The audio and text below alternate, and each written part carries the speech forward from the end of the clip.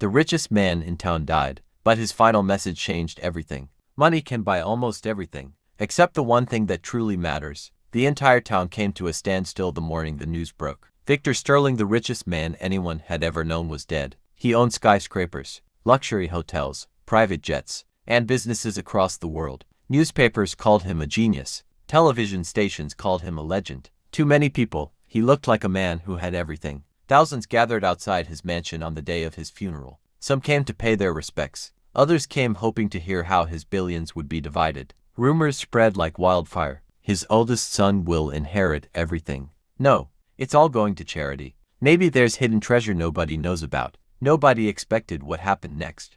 After the funeral service, Victor's lawyer slowly walked to the stage carrying a small wooden box. Inside was a single flash drive. This, the lawyer said, contains Mr. Sterling's final message. He requested that it be played only after his burial. The room fell silent. Victor's face appeared on the large screen. He looked older than anyone had ever seen him. His voice was calm, but filled with regret. If you're watching this, I'm already gone. Everyone leaned forward. He continued.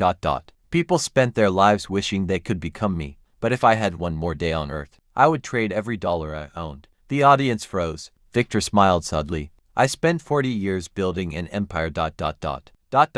And only 4 days each year with my family. Pictures appeared on the screen. His children growing up, birthday parties he missed, anniversaries forgotten, family vacations canceled because of meetings. Then came the sentence that no one expected. My bank account became full. While my heart became empty. Tears began rolling down people's faces. Even the toughest businessmen couldn't hide their emotions.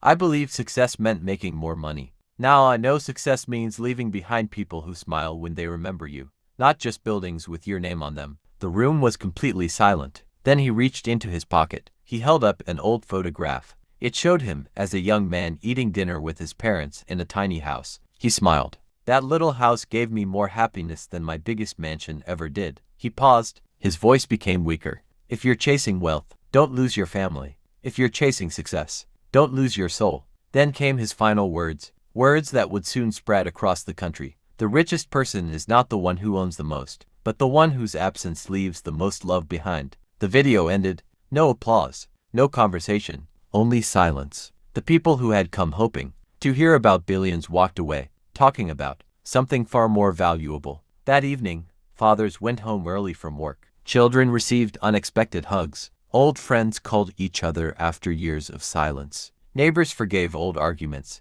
The richest man's greatest gift wasn't his fortune. It was a lesson. Months later, the town built a small memorial. Not of gold, not of marble, just a simple stone engraved with the words, "Don't spend your life earning a living, and forget to live." And for years afterward, everyone who passed by would stop for a moment, smile, and remember the final message that changed everything. The end.